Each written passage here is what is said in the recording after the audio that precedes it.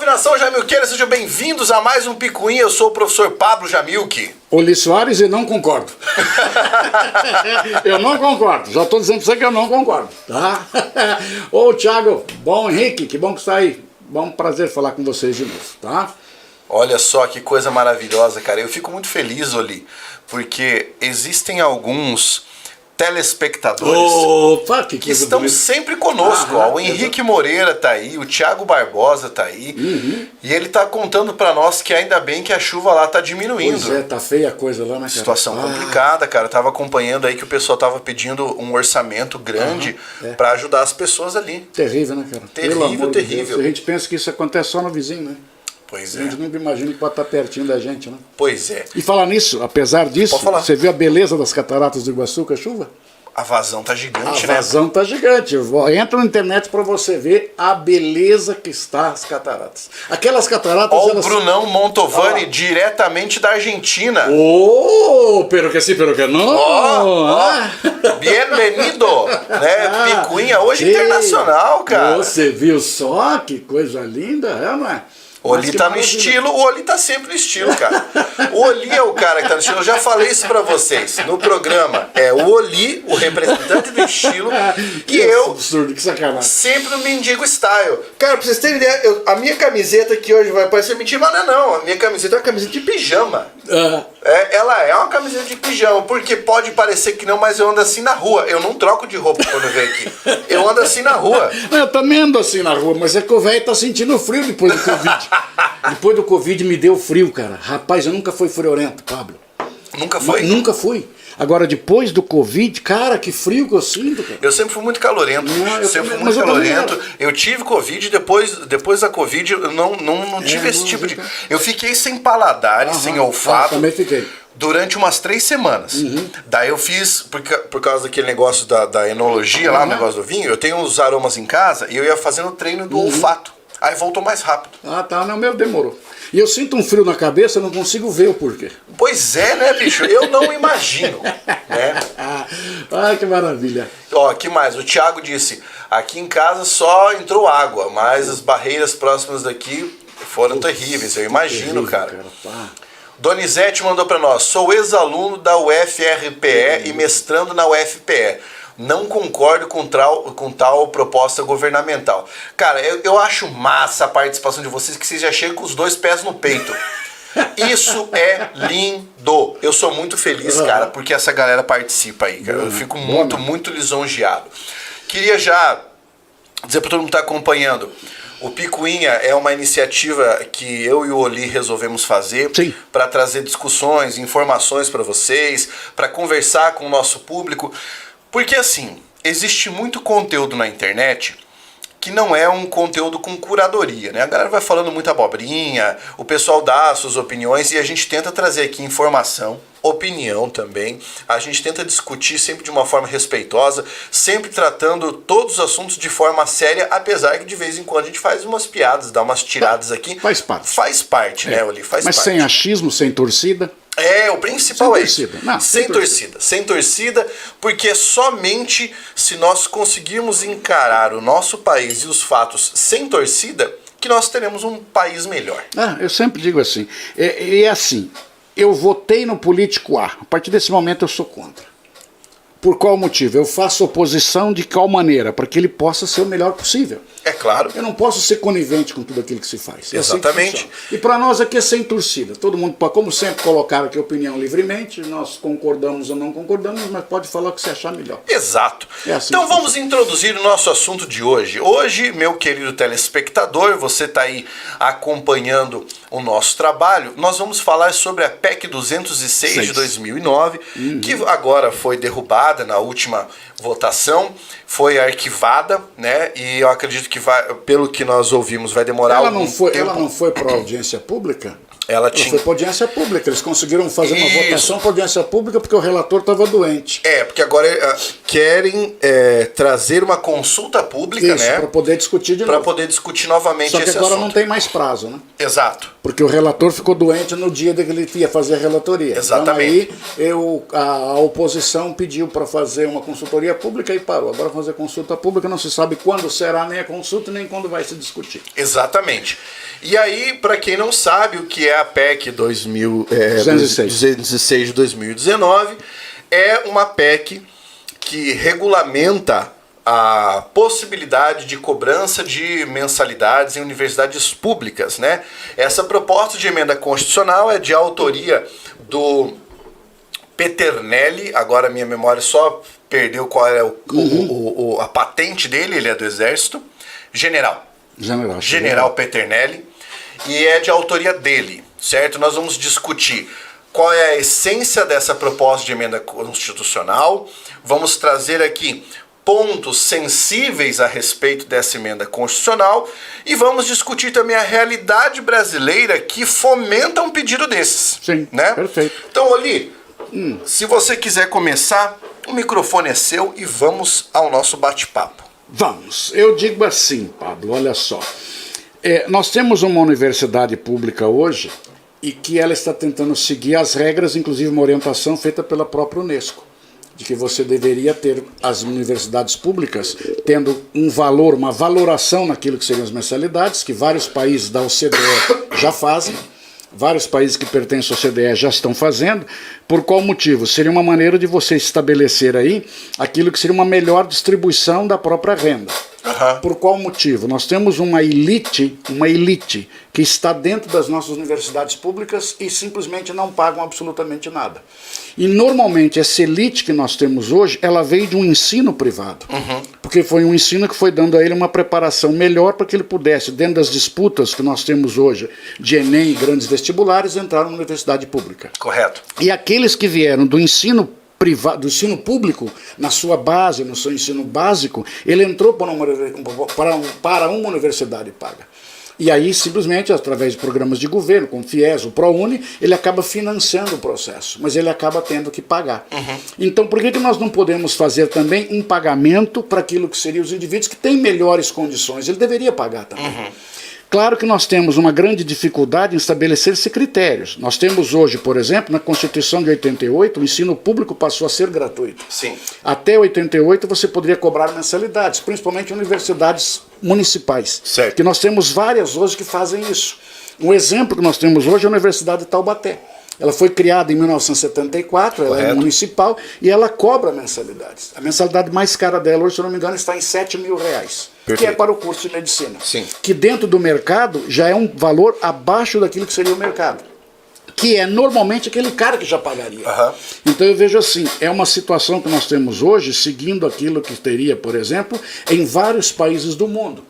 Como o caso, por exemplo, da própria figura dos Estados Unidos, que você teria cobrança, Sim. A própria figura da Inglaterra, que você tem cobrança. Inclusive na Inglaterra, você só vai pagar depois de formado. Correto. O sistema público inglês é um troço interessante, tá? E que você vai pagar por 30 anos.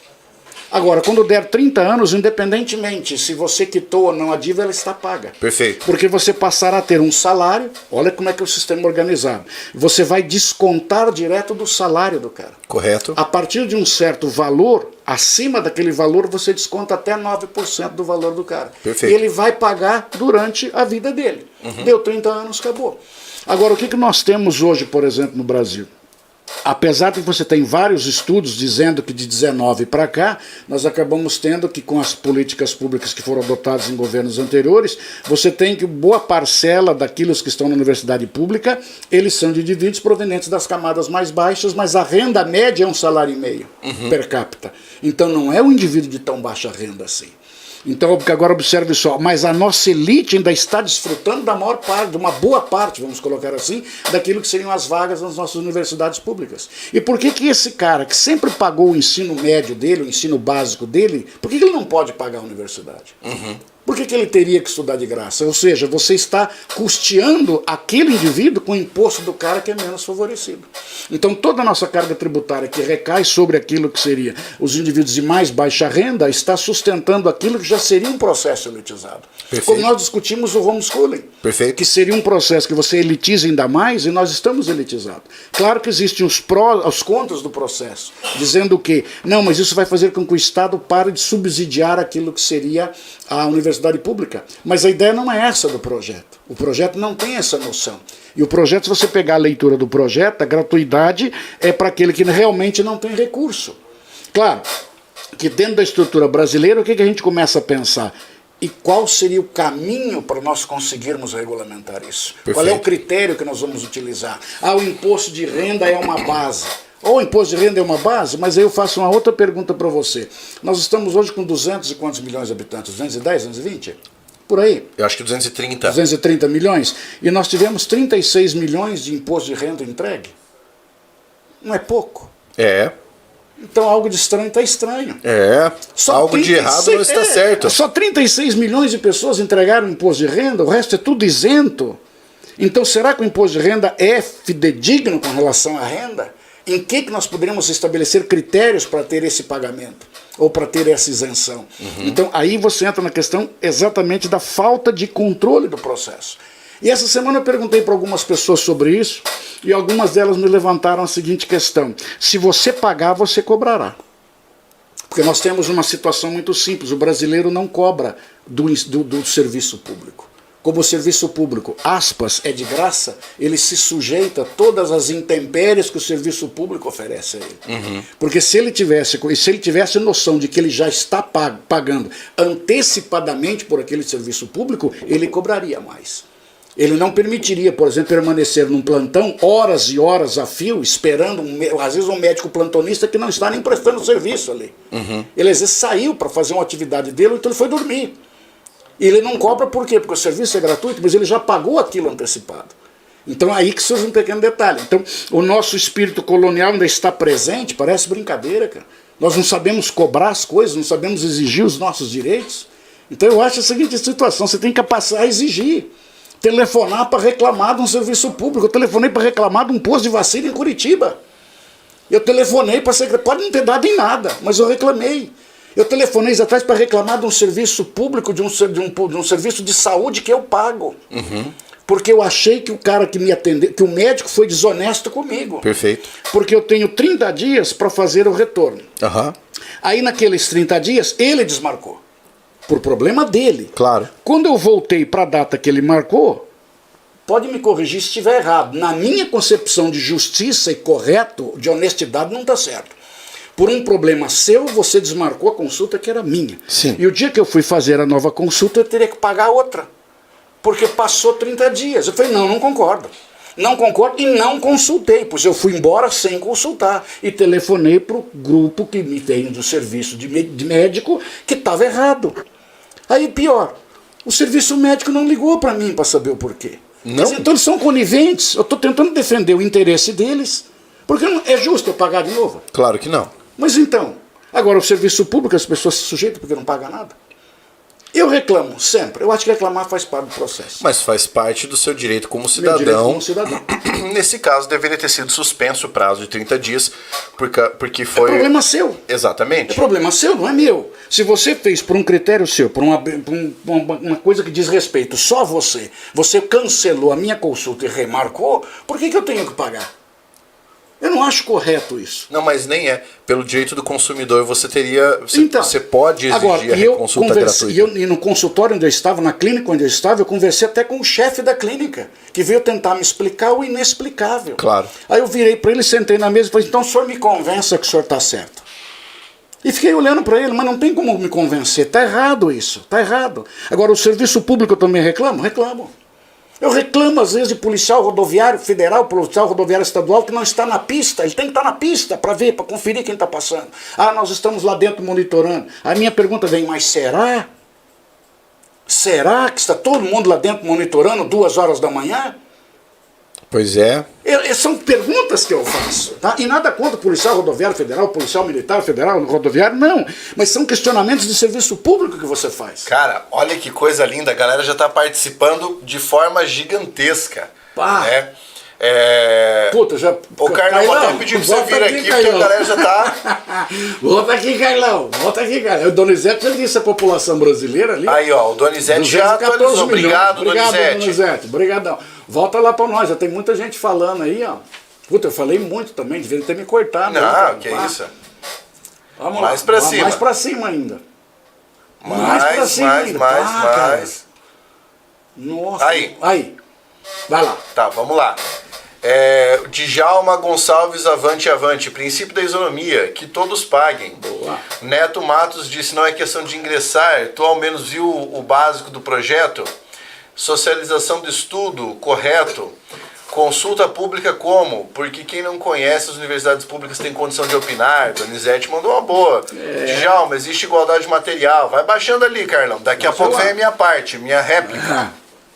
É tipo debate político aqui. A diferença é que a gente não foge do debate. Tá onde? Pode baixar um pouquinho. Portanto, seu argumento é um pouco superficial. Não importa, você pode achar o que quiser. Olá, professor Pablo, senhor Eli Soares. Professor Eli Soares, sou contra a cobrança de mensalidades das universidades públicas, pois já pagamos muitos impostos. Não sei qual a opinião de vocês sobre o relator da PEC. Mas não do jeito que você quer. Democracia, amigo. Exatamente, por isso foi derrubada. A maioria ganhou. Sobre a PEC da referida proposta ter ficado enfermo, deve ter sido praga. Pode ser. Os pobres pagam as universidades para os ricos, quando querem cobrar os ricos não pode. Os caras sugam o Estado e não dão nada em troco. Foi derrubada, mas não foi vencida. O Edirão falou que é totalmente a favor. O Neto Matos disse que é a favor também. Baixa mais aí. Educação e direito constitucional, além disso, é cláusula pétrea. Com certeza, Edirão, cláusula pétrea pode ser modificada também para melhor, amigo. Perfeito. Que mais? 214 milhões. Tá certo. O professor do canal, uma sumidade. Bem, vamos lá. Vamos lá. Ó, minha posição agora em relação a esse assunto. O que o Ali trouxe é uma fala bastante lúcida em relação ao ingresso das universidades, o ingresso das pessoas na universidade pública, né? E diz respeito muito a alguns cursos privilegiados, por exemplo, medicina, engenharia, odontologia. Eu gostaria agora de chamar a atenção para outra realidade, para a realidade dos cursos que não são assim tão concorridos, não são tão populares, porque, por exemplo, o Oliveira dá aula em cursinho para vestibular. Se o Oli, durante uma aula, disser, pessoal, nesta sala, quem quer prestar vestibular para medicina? Quantas pessoas levantam a mão? No curso que eu estou hoje, é uma grande maioria. 80%. Porque é um curso de elite. 80%. É um curso de elite. Se ele perguntar quantos aqui vão prestar para direito, talvez mais uma Mas o galera. Restante ali, mais veterinária, odonto, Isso, engenharias. Agora vamos lá. Se o Oli perguntar, quem aqui vai prestar para letras? Some.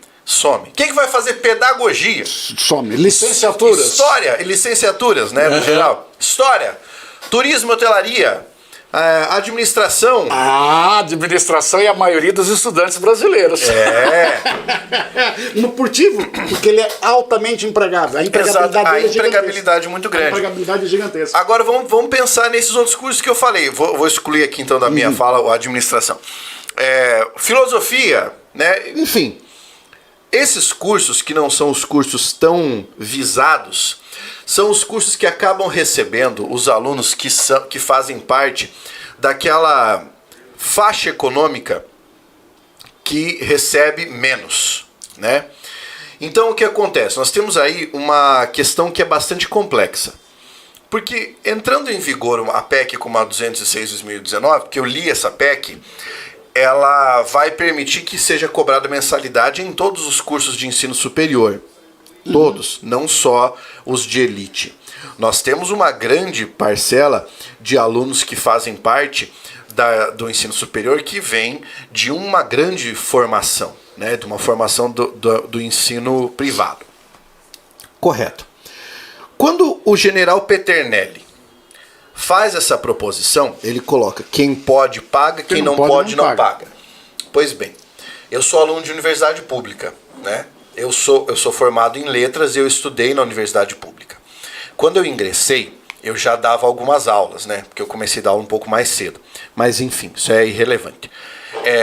Quando eu ingressei, eu tinha que trabalhar porque eu ajudava na minha casa. Se eu tivesse que pagar a mensalidade, muito provavelmente eu teria que fazer a escolha entre pagar a mensalidade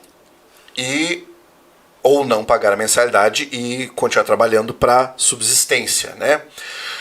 Acontece que nesse momento, se fosse pela declaração de imposto de renda do meu pai, que é representante comercial, meu pai trabalha até hoje com 72 anos, ele ainda viaja de cidade em cidade, eu ingressaria na faixa do perfil socioeconômico de quem teria que pagar a mensalidade.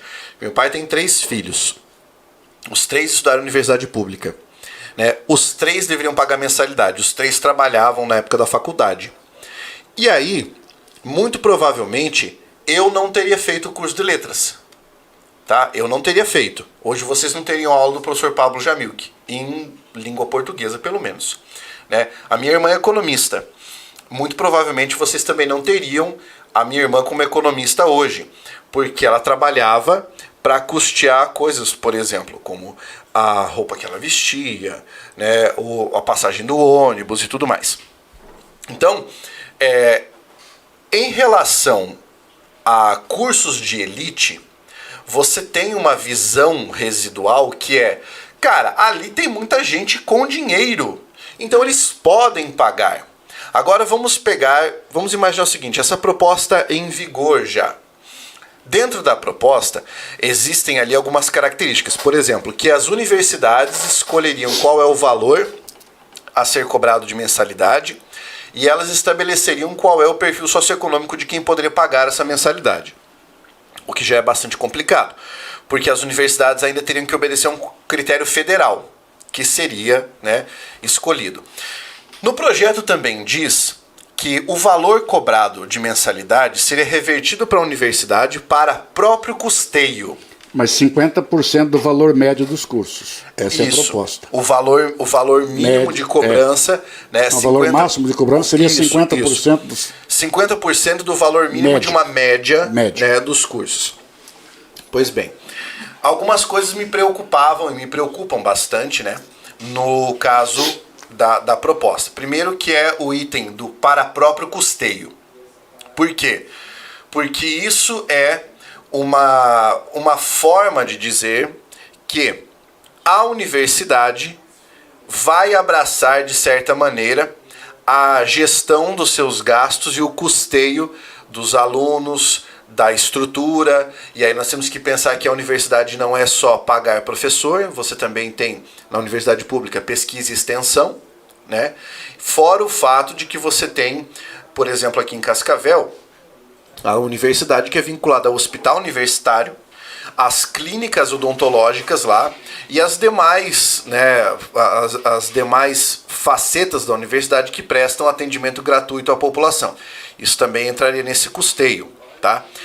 Não estou dizendo que o governo pararia de repassar verba, mas quando você tem um ingresso de verba, você abre um precedente para se recalcular a verba repassada.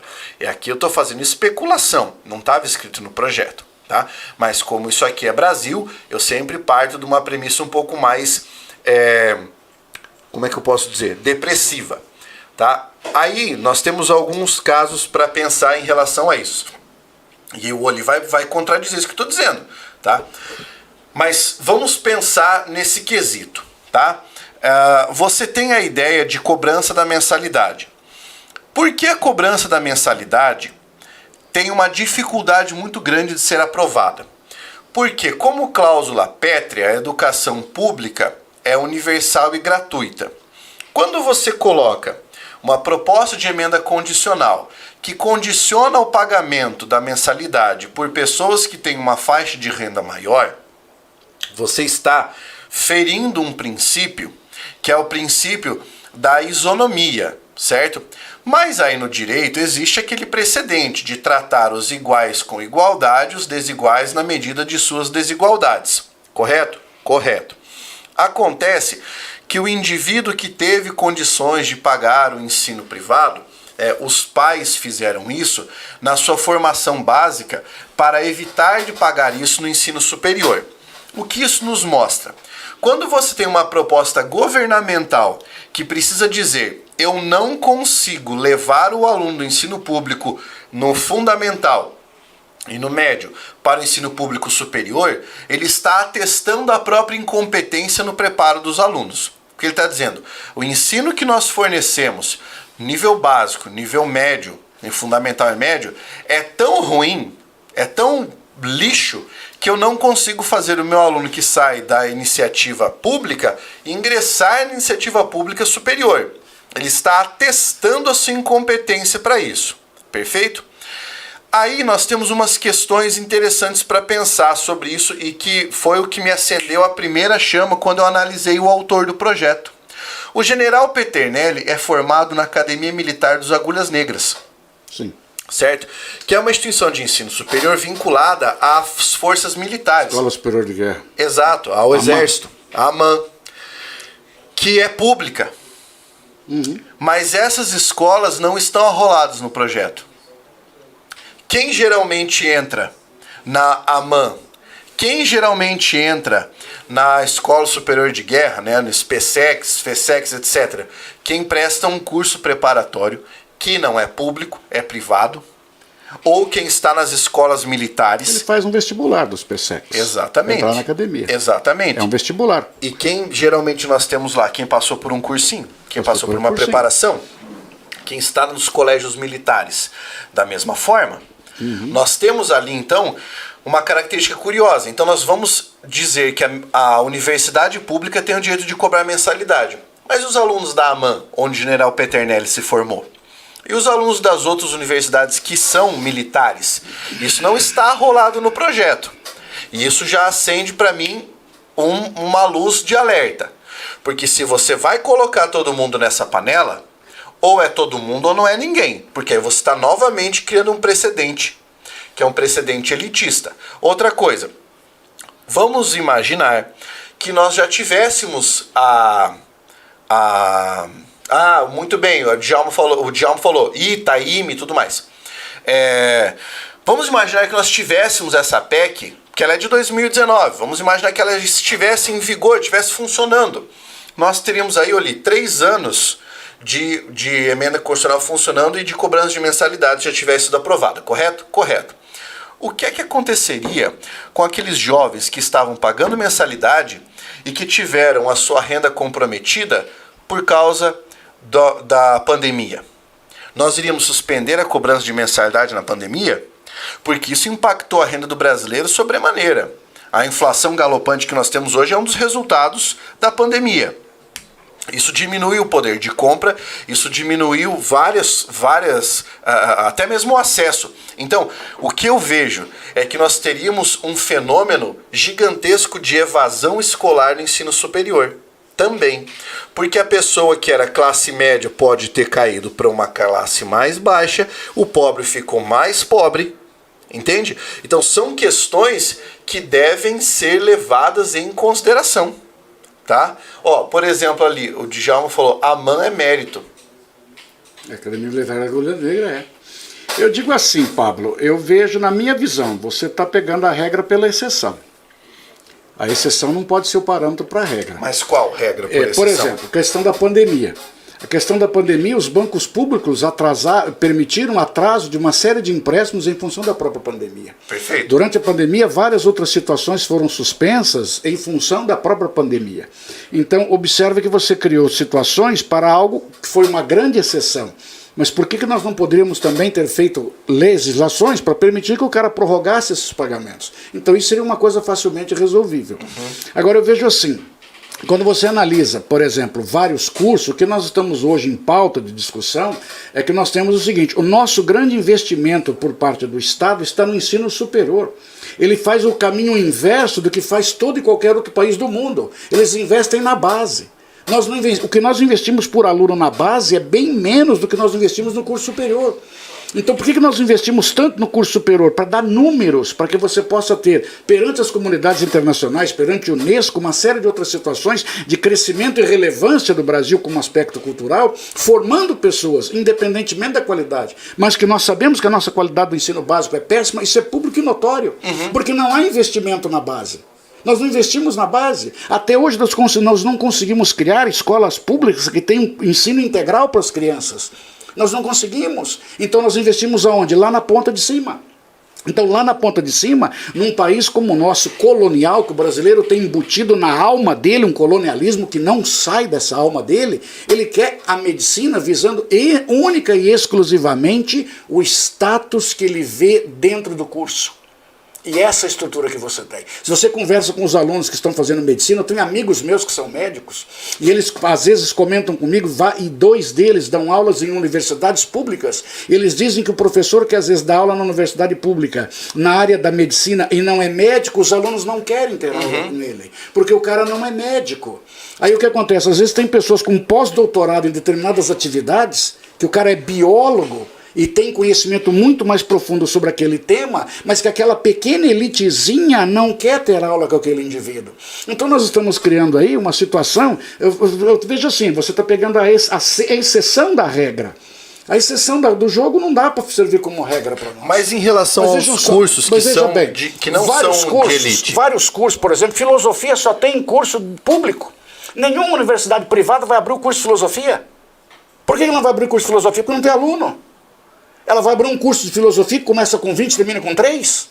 Isso só existe na universidade pública. Exato. Por quê? Porque não dá lucro. Cacete, se não dá lucro, quem vai investir nisso aí? Ninguém vai investir. Por que as universidades privadas não gostam tanto de engenharia? Porque tem laboratório.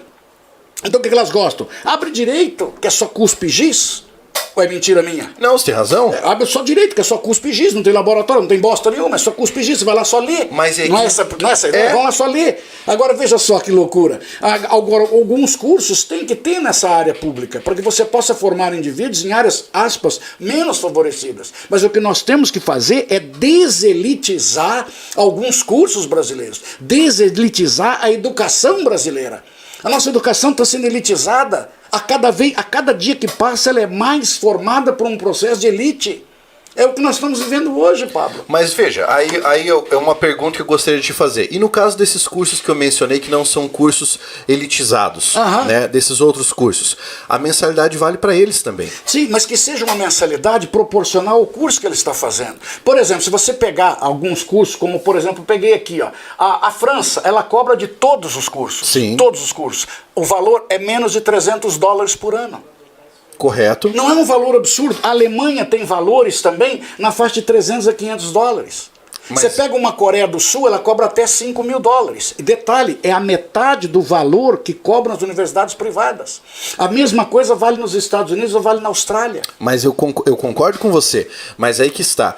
Qual é o percentual de estratificação social na França, na Alemanha, na Austrália e no Reino Unido? Ela também é muito grande em função da presença dos imigrantes que estão ali. Mas aí nesse caso nós estamos falando dos imigrantes, não da população lá. Da própria população, Pablo. A Europa hoje não vive mais o esplendor que a Europa viveu há 20 anos atrás. Eu concordo. A Europa pós-Guerra Fria, ela foi a Europa nunca teve tanta paz como teve após a Segunda Guerra Mundial. Eu concordo. A guerra acabou em 45, a Europa só foi conhecer uma guerra em 92, quando começou a discussão da Iugoslávia. Mas aí até lá foi o paraíso, cara. Mas eu concordo contigo ali, mas veja, qual é o tamanho da França para a quantidade de universidades que você tem na França? Sim, perfeito. Agora outra situação. É uma questão de oferta e demanda. A Alemanha estava louca atrás de imigrantes. Gente, imigrantes vinham para a Alemanha. A Alemanha estava oferecendo grana para a mulher que engravidasse, porque não está nascendo criança na Alemanha. A Europa vem diminuindo o tamanho das escolas há décadas, porque as mulheres não estão tendo filhos. Perfeito. Aí a Alemanha disse, venham para cá, imigrantes. Quando os imigrantes todos começaram a ir, pare de vir imigrantes, porque ela não tem escola para todo mundo. Ela não tem escola para todo mundo. Ela não consegue botar todo mundo nos bancos escolares com a qualidade que ela sempre tem. Pois é, mas aí vamos pensar no caso do Brasil. O Brasil, à exceção de alguns países lindouros que tem uma imigração para o Brasil, nós já não damos conta do próprio contingente que nós temos aqui. E tem um outro caso que eu queria chamar a atenção. Em relação ao investimento na educação, nesse ponto eu discordo de você no investimento em ensino superior. Porque veja... Mas o número maior é lá, em valores. Sim. Não proporcionais em valores, o maior é no ensino superior. Eu concordo. Mas veja que coisa curiosa. Nós não tínhamos um histórico de universidade no Brasil. Primeiro, nós não temos universidade suficiente para uma demanda crescente. Não tem. Certo? Segundo, ainda que as universidades recebam maiores recursos, né, ou mais recursos, seria melhor dizer dessa forma, eles ainda são insuficientes. Você pega, por exemplo, um indivíduo... Ou desviados. Claro, claro. Mas você pega, por exemplo, um indivíduo que vai... Eu vou pegar a realidade aqui da Unioeste, né? A realidade aqui da Unioeste. O indivíduo vai fazer pesquisa na área da biologia, ele tem que comprar os insumos dele. Ele já paga por isso. Porque ele vai ter que pagar, ingressando na universidade, ele vai ter que pagar a mensalidade se ele tiver na graduação. Aí ele entra para o mestrado, na Europa você paga, você tem que pagar a propina, né? O termo em Portugal é propina. Na Europa como um todo, né? Nos Estados Unidos também. Ele vai ter que pagar a mensalidade dele e ele também vai ter que se preocupar em pagar os insumos para pesquisa, sabe? E a mesma coisa no doutorado aqui. Então, dessa forma, quem é que vai querer fazer pesquisa aqui? Com essa cobrança, nós vamos matar a pesquisa. E pesquisa é o que ajuda a desenvolver o CIT, né? Science and Technology, ali, que eles chamam no portal da CAPES, sabe? Nós temos outro problema, outro gargalo aí. Porque o projeto, aí que está. Na minha opinião, ali, essa PEC, ela não é uma PEC, como é que eu posso dizer? Ela não é uma PEC de mau caratismo. Não, de jeito nenhum. Ela é uma PEC que, para a realidade socioeconômica e educacional brasileira, é no mínimo inocente. Não estou dizendo que o general Peternelli tenha sido inocente ao propor a PEC, mas ela não considera diversos aspectos da realidade brasileira. Diversos aspectos. Mas eu vejo assim, olha só, Pablo. Enquanto isso, vai falando que eu vou vendo que a galera tá comentando. Vamos dar uma olhadinha no que esse pessoal comentou ali. Ô, Carlão, venha! Volta aqui, Carlão. O Carlão nem café trouxe pra nós hoje. Tá ficando ruim, difícil. Não, nós estamos fodidos. Tá difícil vir aqui, viu, cara? Pá. Tá vendo sacanagem ali, né? Pá. Ai, que coisa linda, ó. Minha parente tá ali, ó. Gilmara Trombeta. Beijo pra você, querida. Olha, vamos lá. Mais pra cima. Mais pra cima. Aí, daí pra baixo. O Depolo? Não. Tá ali do Thiago, Donizete, Djalma, Rian das Neves. Pra cima, pra cima, pra cima, pra cima, pra cima. Mais, Carlos. Mais. As caretinhas, mais. Parou. Aí. Parou. Vamos ver. Falar em mérito é muito bom, principalmente quando se vive em um Brasil paralelo, vai escolher entre estudar e trabalhar para ter o que comer, depois volta e tenta um argumento melhor. Ó, galera, não é para vocês brigarem entre si. Não, gente, deixa o pessoal... Só apresenta argumento. Exatamente, isso é muito legal. Sem ofensa direta. Tá? Fechou. Donizete, eu concordo contigo que não existe mérito no Brasil, tá? Não existe mérito. E, ó, discordando um pouco do Djalma ali, ó, a mãe é mérito. Não é mérito porque é você passar numa seleção e você vai cursar um ensino superior gratuito. Mas a seleção é forte, cara. Foda-se. A seleção é forte em qualquer lugar. O último concurso do INSS tinha lugar que era 25 mil por um. Pega essa concorrência. Nenhum estudante de medicina na vida viu 25 mil por um. Então não importa. Qual é a diferença? Não importa a seleção. O cara está vendo uma estabilidade no emprego público. E na AMAN não? Também. Você sai como agulha negra.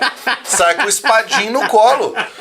Então na minha opinião é o seguinte. Agora eu vou dar uma opinião bem... Vocês vão me chamar de comunista, mas foda-se. É assim, ó. Tinha que ter oferta de universidade para todo mundo. Se houvesse oferta de universidade para todo mundo, poderia cobrar. Mas isso não tem lugar nenhum do mundo, Pablo. Aí não. Eu vou discordar disso redondo. Não existe nenhum país do mundo que tenha universidade para todo mundo. Ponto. Não tem. Acha esse país. Não existe. Só se estiver em outra dimensão que a gente não está vendo. Não existe vaga para todo mundo. Porque se você resolver abrir vaga para todo mundo, você vai ter em qualquer país do mundo, normalmente uma elite. Por exemplo, os Estados Unidos não é um país elitizado em relação àquilo que seriam alguns cursos. Mas ainda a área médica é onde estão os maiores salários nos Estados Unidos. Diferente do que nós temos na Inglaterra, por exemplo. Concordo.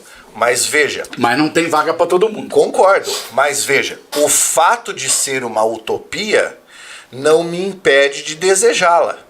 Porque, ainda que seja utópico, hoje ninguém detém o monopólio do sonho.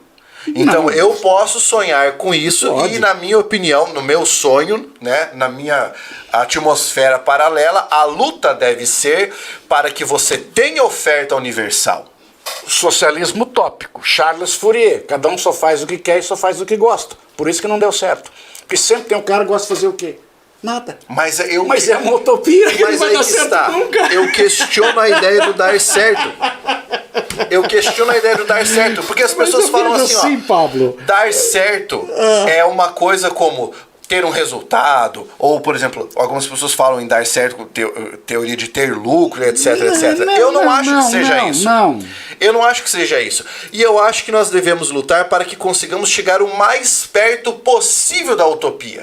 Porque a utopia é irrealizável. Sim, mas eu vejo assim, o que nós estamos tendo hoje, que a gente tem que lidar, é com o conjunto de situações que nós temos, o conjunto de premissas que nós temos para analisar, para tentar fazer com que isso seja factível. Porque senão nós vamos pensar só em termos de utopia, em termos de sonho, nós nunca teremos algo que realmente pode ser feito. Mas entre você cobrar a mensalidade na universidade pública e criar uma ação afirmativa para permitir a entrada de pessoas na universidade, que são pessoas que não tiveram esse preparo dentro dos cursos preparatórios, dos cursinhos das escolas, etc., isso é uma forma de fazer Nós isso. estamos fazendo ações afirmativas com relação à questão racial desde os anos 80 nos Estados Unidos, e ela continua sendo problema. As ações afirmativas estão sendo feitas no Brasil com relação àquela famosa suposta democracia racial que vinha do início do século XX em relação à comparação com a Europa, e nós até hoje estamos nas ações afirmativas e está sendo extremamente difícil você consegui-lo. Porque nós esbarramos aonde? Numa questão que envolve a própria população. E aí me permita até fazer um seguinte pepino. Em todas essas situações, você sabe onde é que nós esbarramos com uma grande dificuldade, numa seriedade muito triste disso tudo? 36 milhões de brasileiros apenas declararam imposto de renda. Isso não consegue descer na minha cabeça. Não consegue descer. Então existe muito mais sonegadores do que imagina a nossa vã filosofia. Ah, claro. Então essas pessoas iriam fraudar, por exemplo, algum tipo de consulta social para poder não pagar? É claro que iriam. Nós temos gente que tentou fraudar cotas. Ou seja, partindo desse ponto de vista, a cobrança de mensalidade de universidade pública não faria sentido algum, Mas claro porque que a pessoa vai fraudar a própria pesquisa social para não poder pagar. Mas veja só, nós tivemos irmãos gêmeos no Rio de Janeiro, que um passou por cotas, outro não, porque a análise era feita pela fotografia, e o cara foi lá e alterou a foto dele no Photoshop. A outra, simplesmente de origem europeia, declarou-se negra. Quando foi partido para a entrevista, ela disse, mas eu me sinto assim. Então veja que nós temos uma situação que é louca. Mas aí agora cara, você está fazendo o que eu fiz antes. Você está tomando a exceção pela regra. Não estou tomando exceção pela regra. Tanto é que as universidades criaram comissões para analisarem, como existe uma proposta de se criar comissões para essas mensalidades. Então, mas quantos alunos cotistas, hoje, cotistas que são negros ou cotistas de escola Sociais, pública, exatamente, para quantos poder eles permitir o cara entrar. fogem à regra? Você entendeu? É isso que eu estou dizendo. Você traz esse exemplo, e esse exemplo é você pegar a exceção e torná-la regra. Não estou tornando regra. Porque, na minha opinião, essas ações, como a política de cotas para negros, cotas para índios, cota para escola pública, elas são formas de você tentar diminuir esse problema. Mas isso é óbvio, Pablo, não tem como não existir isso mais. Não tem como não existir isso. Isso está dentro das ações afirmativas. Mas é o que eu digo, mesmo nesse processo, você tem gente tentando fraudar. É por isso que nós vamos entrar sempre naquele método que você comentou comigo na semana passada. Como é que nós vamos estabelecer um critério para que as mensalidades realmente sejam usadas dentro da própria instituição? Nós temos universidades públicas que desviam dinheiro. Temos. Mas então, meu Deus do céu, aí que está o nosso detalhe. Quando a gente diz, por exemplo, o SUS é excelente, é pessimamente mal gerido. Ele é um exemplo mundial que o Japão veio estudar como funciona o SUS. Nós atendemos os países vizinhos, ele é pessimamente mal gerido. Ou seja, as nossas fraudes existem em todos os setores. Nós já tivemos um carnaval, não lembro em qual ano foi, que o Brasil comprou 1 bilhão e 200 milhões de preservativos para distribuir em 5 dias de carnaval. Nós compramos preservativos para dar 4 preservativos para cada jogador que veio participar das Olimpíadas, 4 para cada um, por dia de Olimpíada. Eles vieram meter, não vieram competir. Porque é uma putaria. Meu Deus do céu, cara. Então, perceba, é um troço louco, cara. Então, em todos os setores, você vê que existe a fraude, bicho. É um troço maluco. A impressão que dá que o brasileiro nasceu fraudado, cara. Não existe governo corrupto com povo honesto. Não tem. Pelo amor de Deus, cara. Pelo amor de Deus. E eu vejo assim, se você pegar o Japão hoje tem 61% dos seus adultos têm formação superior. E pagaram para estudar, na sua grande maioria. Mas existe um princípio muito claro, que até na Copa do Mundo eu achei muito interessante, as pessoas dizendo assim, vejam o exemplo dos japoneses, que quando saíam do estádio limpavam tudo aquilo que estava ao seu redor e iam embora. Aí um locutor disse, vamos seguir esses exemplos para as próximas Copas. O que o brasileiro vai fazer? Levar um japonês, porque ele não vai limpar. Ele vai levar um japonês para limpar para ele. Pois é maluco, mas cara. é aí que está, cara. Veja, nós estamos pegando países da OCDE que fazem isso, mas nenhum deles é o Brasil. É claro nenhum que não. deles tem o povo brasileiro. Sabe? Então, essa é uma discussão que geralmente nós tentamos copiar modelos importados. Terrível, cara. Numa situação que é uma situação adapta. que é difícil de adaptar. Não se adapta. A quantidade que nós temos de população é muito grande, a formação brasileira é muito diferente, ela é muito díspara uma da outra. A formação do brasileiro é um troço muito maluco. Carlão, vem aí pra gente ver mais um comentário. Cá. Hoje a gente tá incomodando o Carlão, hein? Tá, o Carlão também nem incomodando. café é nada, né? Quer café? Não queremos café, a gente tá falando à toa só. Vamos deixar então. Pra cima, Vai, pode ir pra baixo. Pra cara. baixo, Pode pra ir baixo. Parou, ó, teve xingamento, não vamos ler xingamento, pode ir mais pra baixo. Aí, que mais? Realmente só as PUCs oferecem filosofia, o resto é tudo pública. Hoje tem muito curso EAD que oferece filosofia. Que mais? Engajado. Vai mais pra baixo. Mais pra baixo. O pessoal tá brigando. Ai. Ave Maria. Não, mas eu gosto da polêmica. As nossas universidades são uma tristeza. Tá vendo lá da Mauritânia? Nossas universidades hoje estão uma tristeza. Eu mesma na universidade via cada coisa horrenda. Alunos descompromissados, usando dinheiro público para fumar maconha e passar o dia na universidade. Ó, Mauritânia. Nem todo mundo. Só se a universidade comprava maconha para eles. É a única forma de usar o dinheiro público para fumar maconha. Tá, mas aqui eu vou dizer um negócio para vocês. Engana-se quem acha que isso é na universidade pública, que isso é só na universidade pública. Não. Por que eu vou dizer isso pra você? Porque, como eu falei, eu sou cria de universidade pública. E depois de terminar o meu doutorado, eu fui fazer uma graduação nova numa universidade privada. E quando eu chego para a aula, eu vejo aquele grupinho da galera na fumaça. À noite, ó, um dos meus professores falou isso ali. Uma professora minha, ela falou assim, ó, eu tenho dificuldade para dar aula na turma da noite, porque na semana passada eu tive que pessoalmente ir até o bar do lado da universidade e falar, venham para a sala, porque não havia um aluno na sala. Privada. É isso aí. Tá pagando. Universidade privada. Pagando. Tá? Então tem que tomar cuidado com isso. Essa generalização... Aliás, tem uma outra coisa que eu gostaria de dizer. A galera gosta muito de falar assim, ó... Obrigado. Porque na universidade pública o pessoal vai pra fazer isso, vai pra fazer aquilo. Mas se a universidade pública fosse tão ruim, por que a elite tá lá? Porque é de graça. Mas você acha que é só porque é de graça, ali? Eu acho que é de graça. Se fosse pago igual é pago em qualquer universidade privada, ele ia ficar entre os seus iguais. Desculpe, mas é a minha postura. Você acha que o cara ele resolve... Se ele estiver pagando 10 mil, o cara do lado dele estiver estudando de graça, ele vai estudar entre os seus iguais. Ele vai dizer, eu prefiro estudar com os meus colegas que têm o mesmo carro que eu tenho e frequentam o mesmo boteco que eu vou. Isso é fato. Os iguais se atraem.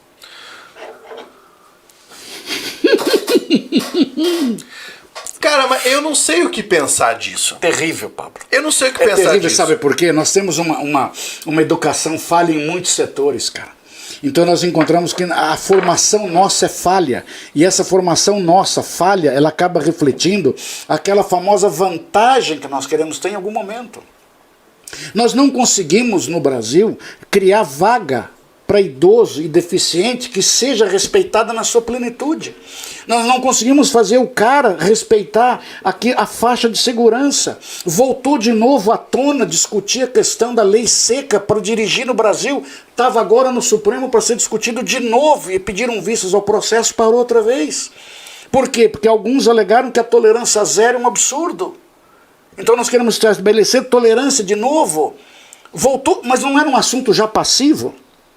Aí voltamos a qual tema? Vou fazer o bafômetro? Não vou fazer o bafômetro? Então repare, nós vamos fazendo legislações, vamos discutindo, mas nós não conseguimos fazê-la cumprir a regra do jogo. Então de novo vamos voltar a discutir a lei seca, algo que já estava um fato consumado. Não era um fato consumado? Você que hoje faz direito, você sabe muito bem disso. Quais são os crimes brasileiros que dão punição em menos de 2 anos? Somente aqueles que mexem com a opinião pública. Se não mexer com a opinião pública, e vou dar um exemplo, aquele cara que arrastou uma criancinha pelo lado de fora do carro no Rio de Janeiro, muitos anos atrás, ele foi a julgamento em 1 ano e meio, recorde no Brasil. Porque se não mexer com a opinião pública, nós vamos empurrando com a barriga. Esse é o nosso grande mal, cara. Se mexer com a opinião pública, nossa, aí perfeito, senão não. Esse é um pepino. Então, cara, eu assim, ó, eu tenho algumas ressalvas, né, com algumas coisas que a galera fala. Por exemplo, essa história aí da maconha. Da maconha. Eu passei 10 anos numa universidade pública. 10 anos, cara. 10 anos que é todo dia pra universidade pública. 10 anos ali. Eu nunca vi em 10 anos na universidade pública. É que você ia pra sala de aula. Pois é. Você ia estudar. Mas o cara que vai estudar, ele vai estudar ou na pública ou na privada. O cara que vai sair pra fumar maconha na pública ou na privada. Mas você ia estudar. Você ia pra sala de aula. Você assistia a aula, você respondia a sua chamada. Só que aí que está. O que eu não consigo concordar é com a galera fazendo uma generalização do tipo assim, na universidade pública só se faz isso. Porque a nossa propaganda mostra ali.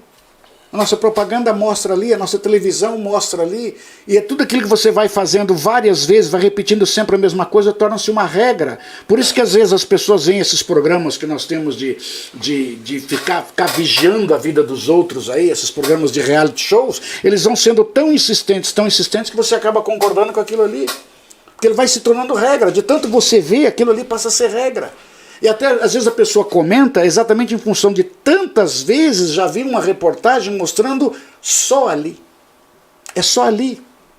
Por quê? Porque você foi insistindo. Por que uma novela faz sucesso? Porque são 300 capítulos dizendo a mesma coisa sempre. Ela vai ensinando, ela vai moldando a sua forma de pensar. De tanto que ela vai colocando para você, ela acaba refletindo aquilo que de repente você acha que tem que ser. Porque ela vai insistindo para você. Então, quando às vezes a pessoa faz essa conotação, eu até vejo, ela está só refletindo aquilo que todo mundo passa para ela a todo momento. A heurística da disponibilidade. Ah, sim, né? Claro. É a heurística da disponibilidade.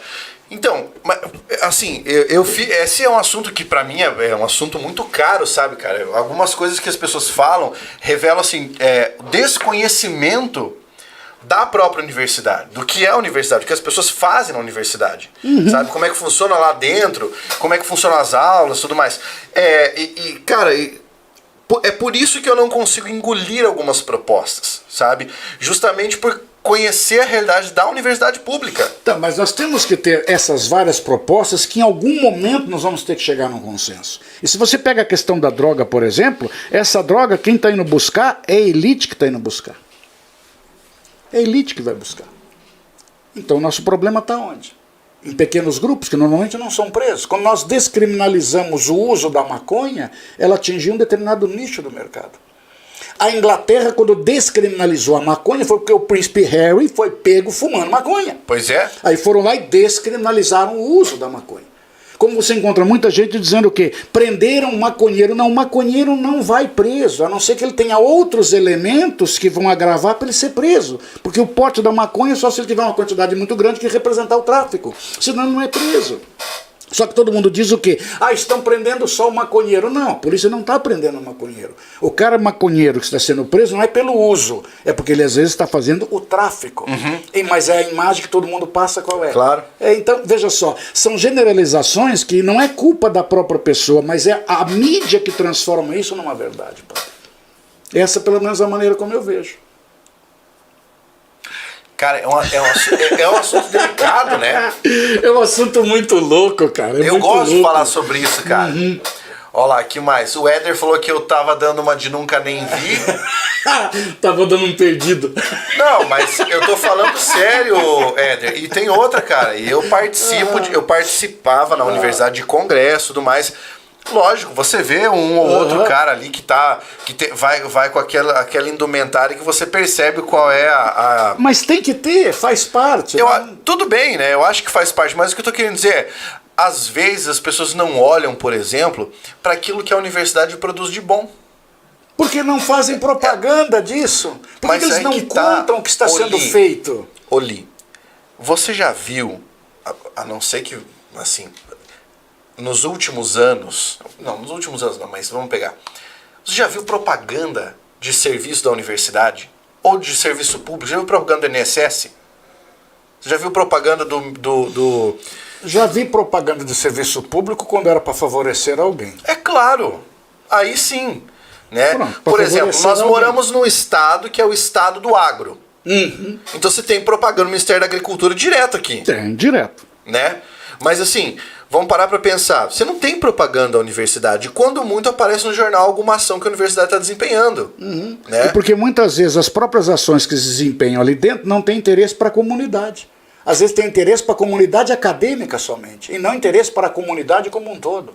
Então muitas pesquisas, e você sabe muito bem disso, muitas pesquisas são direcionadas às vezes apenas por uma ideologia de determinado departamento. Isso às vezes não reflete o interesse daquilo que seria para a sociedade. Aí eu concordo. Aí que é o Isso detalhe. É fato. Então, se não reflete o interesse da sociedade, como é que a sociedade vai se interessar? Porque não está refletindo a minha realidade como ser social. E sim, somos aquele pequeno grupo de castas de elite dentro da universidade. Então, aí que é o detalhe, Pablo. Então, nós temos uma instituição pública que, às vezes, não está fazendo a base dela, que é atender ao público como um todo. Ela atende uma pequena elite dentro do grupo. Por exemplo, uma ação de universidade que quase ninguém percebe, mas que existe. Os cursos de licenciatura se unem para ofertar um cursinho pré-vestibular gratuito. E aí eu vou dizer uma coisa para você agora. Agora eu vou dizer uma coisa para você. Eu morava em Curitiba. Vou dizer, foi feito na Universidade Federal do Paraná um curso pré-vestibular para alunos carentes. Eu fui não estou jogando confete entrando de baixo. Tá. Eu fui me oferecer para dar aulas de graça no curso. E para orientar os professores que dariam aula na minha área de história. Só se me responderem agora no momento que eu estou aqui. Mas até agora que eu entrei aqui no estúdio, ninguém me deu resposta. Não respondem. Por quê? Porque acharam que eu ia fazer concorrência com os jovens que estão começando? Não. Sabe por quê? Porque aí você tem razão. Porque existe um outro problema, e isso é um assunto para outro debate, lindão. Mas esse também é de se rasgar. Porque assim, eu tô aqui, deixa eu falar um negócio pra vocês. Eu tô como defensor da universidade pública, mas isso não significa que eu não tenha tido os meus problemas. É claro que tem, não existe Primeiro, eu sou um cara coberto de tatuagens, cheio de brinco, tá? E eu ainda fui cabeludo na universidade. Durante todo o meu processo na universidade, eu vi dos meus professores: isso não é cara de pesquisador, isso não é roupa de pesquisador. Sabe? Existe esse preconceito. E isso agora respondendo a tua pergunta. Existe um corporativismo dos professores universitários, que é o seguinte: eu não vou aceitar que venha esse cara que tem 30 anos de tablado falar para os meus orientandos como é que eles têm que dar aula. Porque eu sei como é que eles têm que dar aula. Né? Então assim, você tem razão nisso. Como eu já fui preterido em função da idade. Eu estou com 60 anos. E simplesmente em relação ao local de trabalho... mas com 60 anos, será que na sala de aula ele ainda corresponde ao que os jovens estão fazendo? Oliveira, 60 anos com tesão de 18. Entendeu? Dando aula 42, desde os 18, dando aula em cursinho. Vamos lá, quem tá lá em cima? Nossa, tá uma discussão sobre droga. O assunto nem é droga, rapaziada. O assunto é cobrança de mensalidade. Aliás, o cara que pode pagar mensalidade também pode pagar droga. Pode comprar. Entendeu? Não faz diferença. Sou a favor de no público ser que nem no FIES. Estuda de graça e depois paga. Que ideia. Esse é o sistema alemão. O sistema do Reino Unido, melhor. Você estuda e depois você pagará. Olha só, é um troço fantástico, não tem despesa nenhuma. Não vai comprometer a renda da sua família, não vai comprometer os seus estudos, não vai comprometer se você vai poder ajudar a sua família ou não. Após você se formar, você vai pagar. A Inglaterra, você terá 30 anos para pagar o curso. Olha que loucura, cara. A partir de uma faixa de renda, você desconta 9%. Então aquele mínimo básico para sobrevivência você tem. Vamos imaginar, são 10 mil euros, você ganhou 11 mil, sobre os 1.000 que sobra você paga 9%. Durante 30 anos. Ao final de 30 anos, se você pagou o curso ou não, um seguro cobre. Acabou. E não é justo, não é correto. É ótimo. Inglês. É inglês. Esse que é o detalhe. O inglês tem um processo cultural diferenciado em relação ao nosso. Por exemplo, a última vez que um juiz foi punido na Inglaterra foi no século XVIII, por corrupção. Foi a última punição dada a um juiz. A legislação inglesa diz que a punição de um juiz é ele ir perante a Câmara dos Lordes, a Câmara dos Comuns, presidida pela presença do rei, e dizer, eu me corrompi. Devolver o dinheiro e dizer quem foi o corruptor.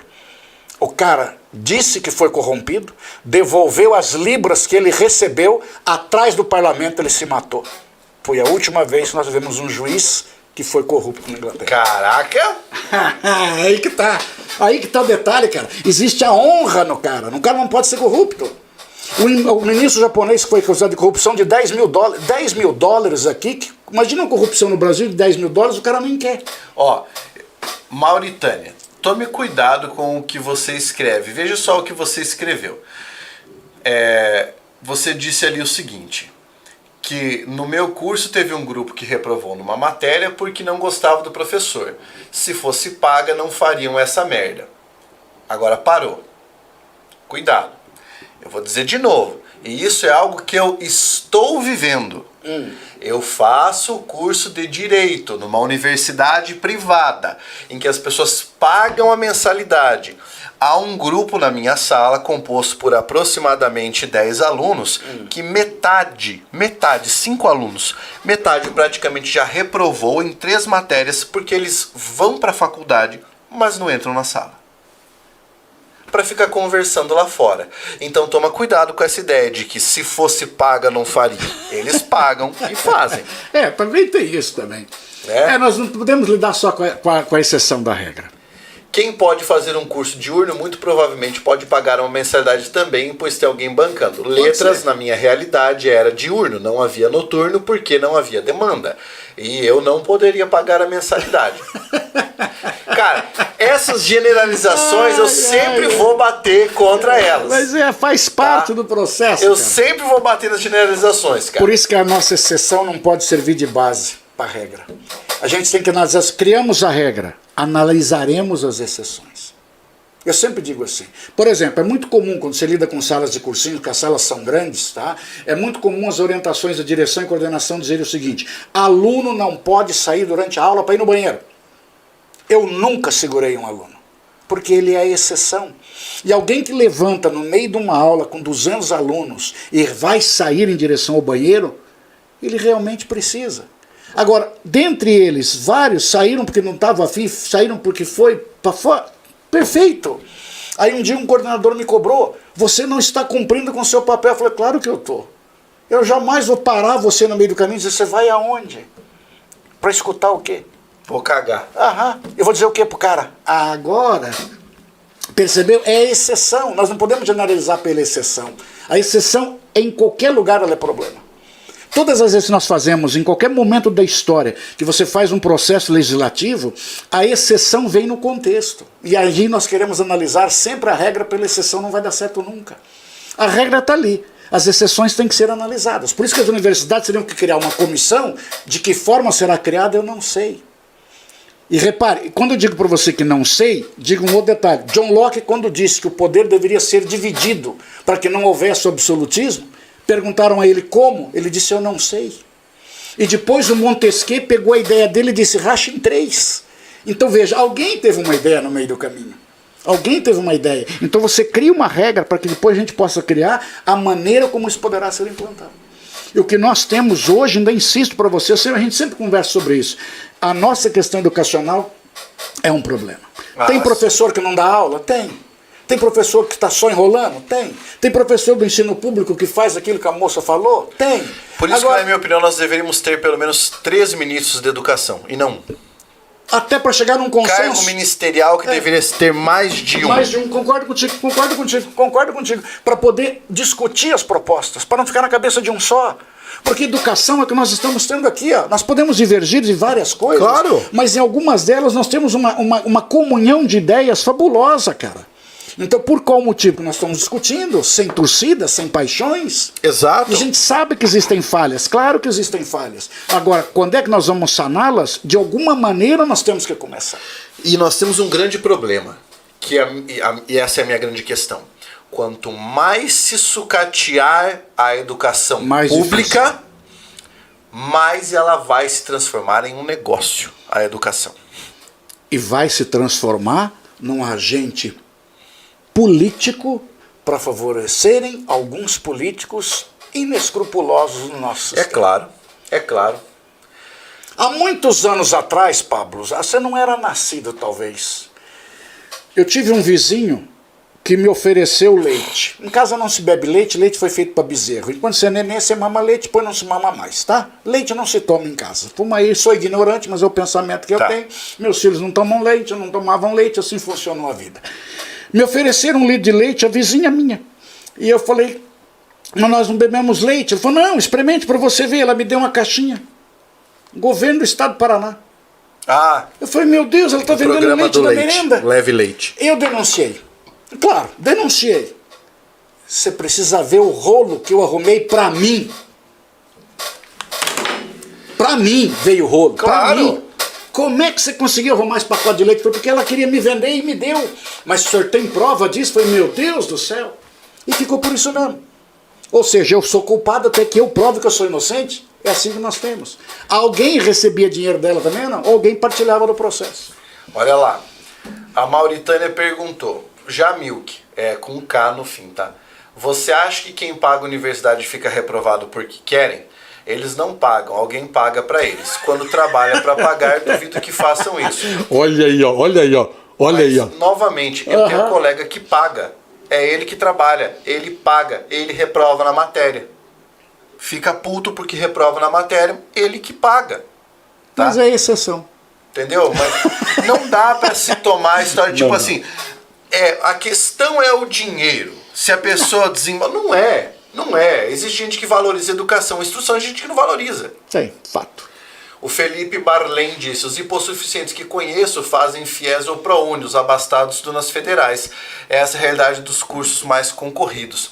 Essa é a realidade de alguns cursos mais concorridos. A USP publicou no Jornal da USP, no mês passado, o fato de que nós temos aproximadamente 30% dos alunos da USP que são alunos de baixa renda hoje, porque eles fizeram um programa de correção lá. E a USP, eu acho que, se eu não me engano, é a única ou as duas brasileiras que aparecem nas 100 melhores do mundo. Uhum.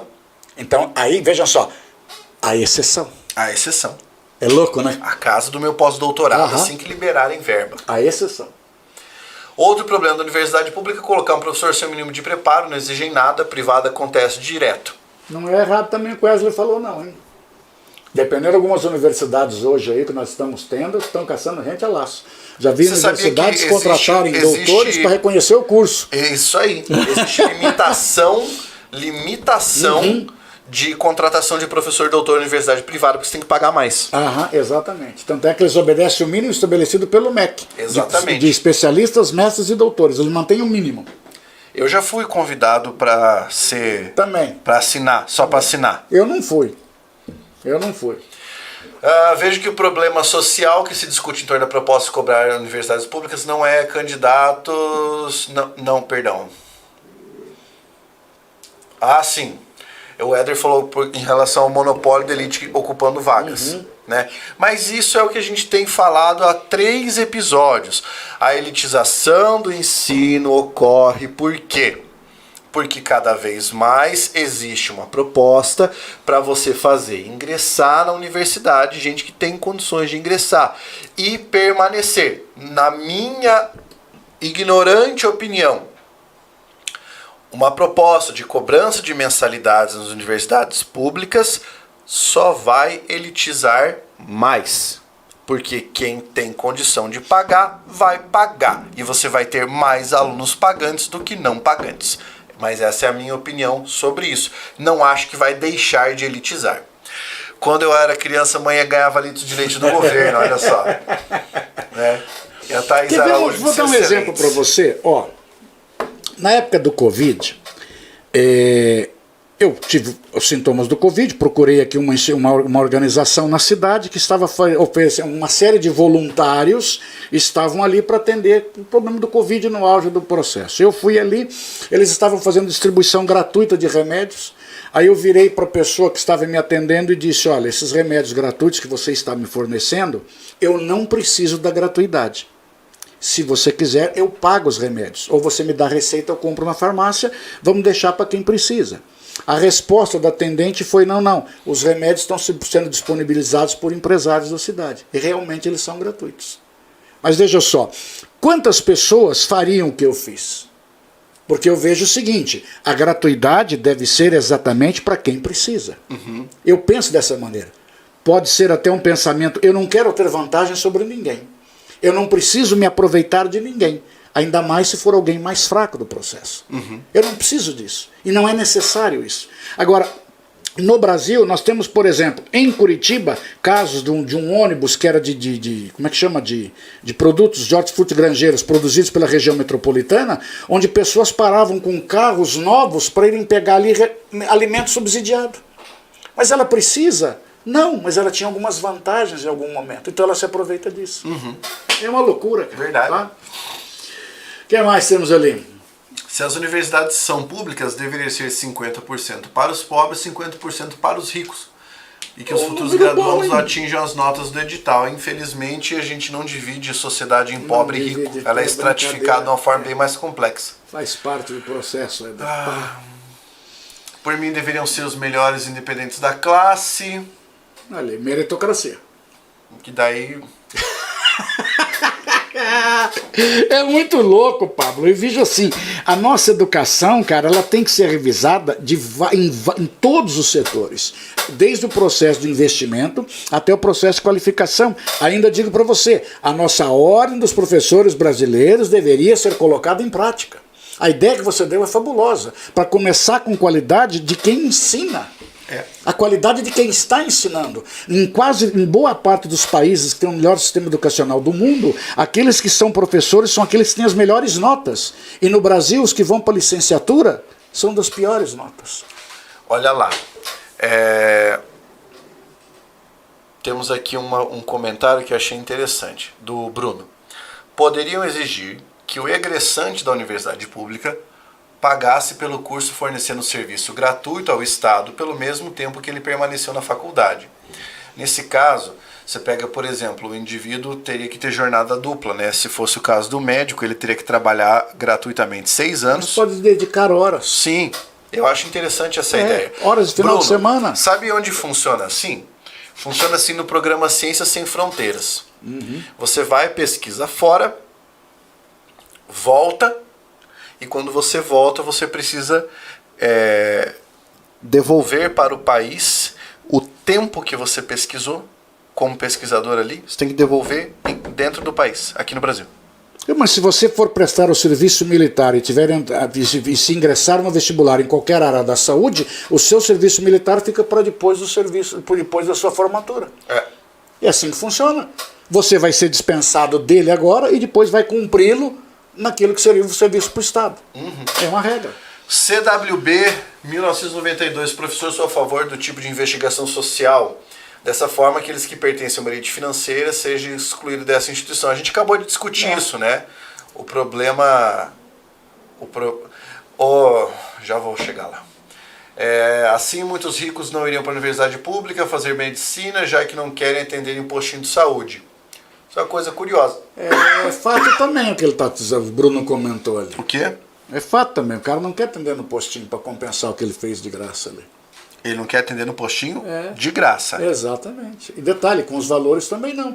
Nós temos uma cidade no município aqui que resolveu o executivo aumentar o seu salário sob a alegação de que os médicos não querem trabalhar no postinho pelo valor abaixo do dele. Uma cidade com 140 mil habitantes ia ganhar mais do que o governador do estado com... Olha que loucura. Por que ainda não temos graduação em EAD nas universidades públicas? Nós temos cursos em EAD em algumas universidades públicas, a UniOeste aqui é um exemplo. Tem vários. Eu acredito que quem pode pagar deve pagar, longe de pensamentos socialistas, mas eu não acho justo que alguém tenha dinheiro mamar de graça. Eu não gosto nem dessas expressões assim. Eu também acho estranho falar longe de pensamentos socialistas, porque eu acho que as pessoas na maior parte não entendem o que é o socialismo. A gente divide as populações em classes econômicas sim, Pablo. Então, Éder, para você só existem duas, pobre e rico. Foi isso que eu falei. Pobre, rico e miserável. Não é assim, são várias estratificações, não é só pobre e rico, entendeu? Tenho duas primas que fizeram medicina pelo FIES e uma sobrinha que fez pelas cotas. Fechou, parabéns. Perfeitaço, maravilha. Dedicarei meio período ao governo, meio período ao seu meio particular. Eu não sei se a galera entende o que essas propostas significam, sabe? No âmbito do direito, cara. Você tá dizendo para uma pessoa assim, ó. Você estuda para adquirir a sua profissão e a partir de agora você vai abrir mão de metade da sua jornada de trabalho para isso. Eu não sei se as pessoas entendem o que significa isso. Por quê? Filhos dos políticos são médicos, são advogados, são engenheiros que estudam nas universidades públicas. E você, novamente, tem que falar para vocês têm que pensar que aqui é Brasil. Você acha que o deputado vai falar... Acho que sim. Meu filho estudou na universidade pública e agora ele tem que atender metade do período. Mas não é uma elite. Detalhe, muitos políticos brasileiros, os filhos passam em universidades lá na Caixa Prego e depois transferem para a Universidade de Brasília, porque o papai está ali. Tem a vaga ou não tem a vaga? E aí? Então veja só, não é uma elite que está se locupletando do Estado? Claro. Aí, ó. Que mais? Professor, sobre o seu comentário do colega Bruno, o próprio Dr. Drauzio defendeu que os estudantes de medicina formados na USP, por exemplo, deveriam prestar um serviço de graça no SUS. Ele defendeu isso, mano. Defendeu isso aí, mano. Que mais? O IBGE divide pessoas por trabalho, cor, habitação, poder econômico. Existe o critério Brasil para se dividir isso aí. Sim. Também se conta a quantidade de banheiros que tem em casa. Exatamente. Quanto mais banheiros, mais rico você é. Exatamente. O rico é cagão. O rico vai mais no banheiro que o pobre. O Donizete disse, não é esquisito propor cobrança de mensalidade em um momento em que parte do governo fala em privatizar a universidade pública e diz que não sabe porque pobre tem tesão em faculdade? Pois é, né? Mas a ideia não é privatizar a universidade pública, não. A ideia do projeto não é essa de privatização. A ideia nunca é no começo. Nunca é, mas essa ideia não é do projeto, não é de privatizar, não. Então, mas é aquilo que eu falei, ela nunca é no começo. No começo nunca é. O começo é a abertura de precedente. Que mais? Só vejo curso EAD para licenciaturas, exatamente. Porque você quase não tem prática, né? Aí você manda, por exemplo, professor para sala de aula sem prática. É assim que funciona. O México não permite EAD em pedagogia, por exemplo. Como é que vai ter sem prática, né? Uhum. Sei que nós debatemos aqui 1h e 23 minutos e não Já? chegamos a conclusão alguma. Ai, que fantástico isso. Isso é fabuloso, cara. Eu acho fabuloso isso. Eu acho fabuloso. Eu acho a polêmica um troço maravilhoso. Agora, você viu que o fato de a gente estar aqui toda sexta-feira está fazendo o nosso público aumentar? Mas, cara, eu vejo assim... É um público seleto, cara. Ele sabe o que ele está falando. E veja só, eu entendo muitas vezes a conotação que a pessoa faz, que muitas vezes você repete um discurso que é repassado todos os dias pela mídia para nós. Nós temos hoje, nós vamos batendo em cima de uma situação que faz com que o pensamento quase que vai para uma homogeneização daquilo que você quer. Você está induzindo uma conclusão. É um troço maluco, cara. É um troço muito maluco. Como, por exemplo, essa questão de privatização ou não do ensino é uma grande discussão. Os países hoje da OCDE, na sua boa parte deles, eles estão cobrando por qual motivo? Para que você possa ter um investimento na própria universidade.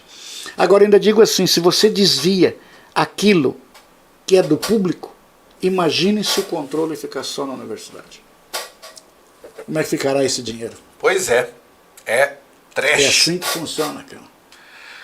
Galera, foram muitos comentários aqui, quase 1h30 de debate, e eu espero que vocês tenham gostado. O CWB ali, ó, é precisado mexer no ensino fundamental. Nosso ensino básico é o problema. Básico. Tem que mexer em... Educação básica exatamente, Maurício. A educação básica nossa, como o próprio nome diz, né? Se você não conseguir mexer ali para formar um cidadão cônscio dos seus deveres, olha só que coisa linda, essa palavra, mas ela simplesmente não vai ter uma sustentação na sequência. Como é que você vai ensinar o que você não sabe? Pois é. Esse que é o detalhe. Você tem que saber para você poder ensinar. Aí eu pergunto, até que ponto a nossa elite, porque é o único país que eu vejo que político é uma elite que se locupleta do poder e tem privilégios que os infelizes chamam de direitos adquiridos, onde simplesmente ele quer manter do jeito que está. Ele não quer formar ninguém, alguém que possa questioná-lo, ele não quer isso. Você acha que os nossos políticos querem uma audiência como essa que nós estamos tendo aqui, ó? Que sabe o que está falando? Claro que não. Que é isso? Pare com Num isso. país em que político foge do debate, não dá, né? Em que país em que político mente? Mente de uma forma escandalosa. E detalhe, ele mente de uma forma tão escandalosa que várias pessoas que têm formação acreditam na mentira que ele está contando. É uma mentira tão deslavada que eu não sei como é que o cara não fica vermelho em contar aquilo ali. E aí você encontra pessoas com formação que dizem, não, mas isso aí é verdade mesmo. E daí? Você faz direito, você sabe muito bem o que é ser inocentado e o que é prescrever o prazo. E tá aí. Mentem tão repetidamente que se torna verdade. Que acho que mentem verdadeiramente. Napoleão já dizia, se eu não tiver o apoio da imprensa, eu não fico 6 meses no poder. É isso aí. Quando Napoleão fugiu, vou contar essa, foi de embora. Quando Napoleão fugiu da ilha de Elba e veio para o governo dos 100 dias, os jornais publicaram assim, Corso sanguinário fugiu da prisão. Da ilha de Elba. Quando ele se aproximou do território francês, os jornais publicaram assim, General Corso se aproxima da França. Quando ele botou o pé em território francês, os jornais publicaram General francês em direção a Paris. Quando ele chegou aos redores de Paris, os jornais publicaram A salvação chegou. De Corso sanguinário para salvação. Senhores, muito obrigado pela audiência. Por gentileza, compartilhem o vídeo. Por gentileza, deixem o seu like, façam inscrição no canal. Sigam o Professor Oli nas redes sociais. Prof. Oli. Prof_Oli. Fácil de achar. Fácil. Sugiram assuntos para o nosso próximo encontro e até a próxima. Um abraço, moçada. Beijo no coração. Tchau.